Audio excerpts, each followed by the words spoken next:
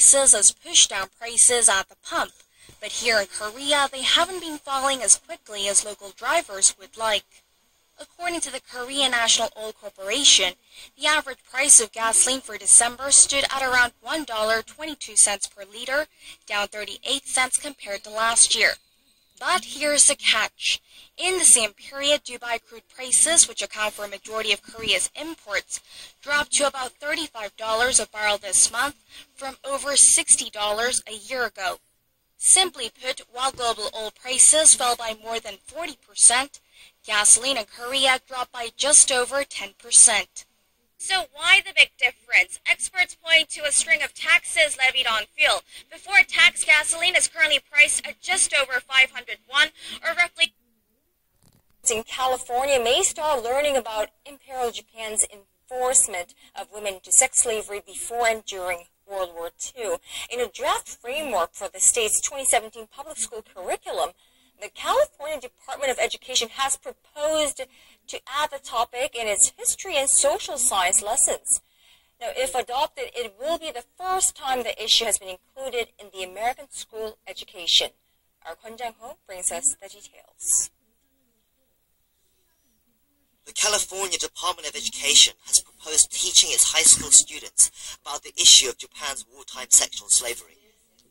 Using the phrase comfort women to describe the victims, it's included in the draft framework of history and social sciences for students in grade 10, aged 15 to 16. In chapter 15 of the draft, entitled World History, Culture and Geography, the Modern World, it says the issue is to be taught as an example of institutionalized sexual slavery and emphasizes that it is one of the largest cases of human trafficking in the 20th century. It also goes on to say that estimates on the total number of victims vary, but most experts argue that hundreds of thousands of women. With that news, that voters here in Korea will have a brand new option on their ballot slips come the general elections in April next year. Former opposition leader Ahn Cheol-soo, who defected from the main opposition New Politics Alliance for Democracy earlier this month, says he plans to have his new party up and ready by early February in time for those elections. Now, during his press conference at the National Assembly earlier today, Ahn said he was recruiting members who will help him form a new opposition force and have specific details worked out before the Lunar New Year holiday. That actually falls on February 8th. He said the new party will engage in politics centred on improving the people's livelihoods, and he envisions winning the 2017 presidential election.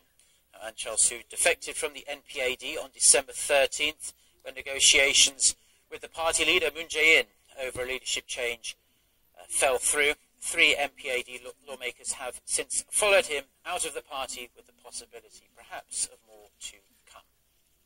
Good news for drivers in the US, because the average price of gasoline in the United States has dropped below $2 a gallon for the first time in more than 6 years. According to a news release from GasBuddy.com, the average pump price fell to $1.99 a gallon on Sunday as crude oil production continues to surge.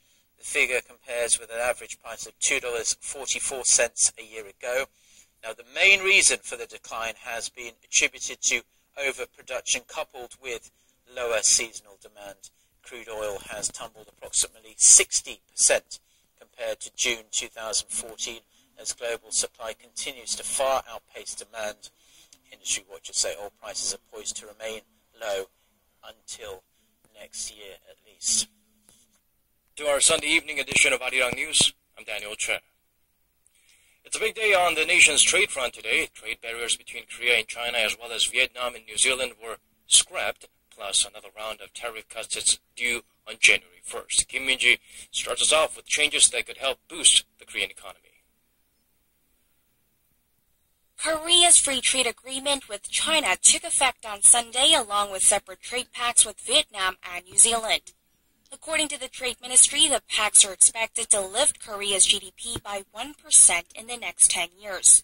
Together, they're expected to create over 55,000 jobs, as well as bring about consumer benefits worth more than $15 billion over the next decade.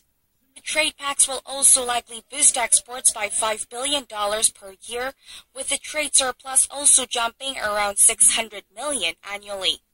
With the nation's exports having fallen every month this year, the free trade agreements, especially the one with China, Korea's largest trading partner, are expected to give the country a much-needed shot in the arm.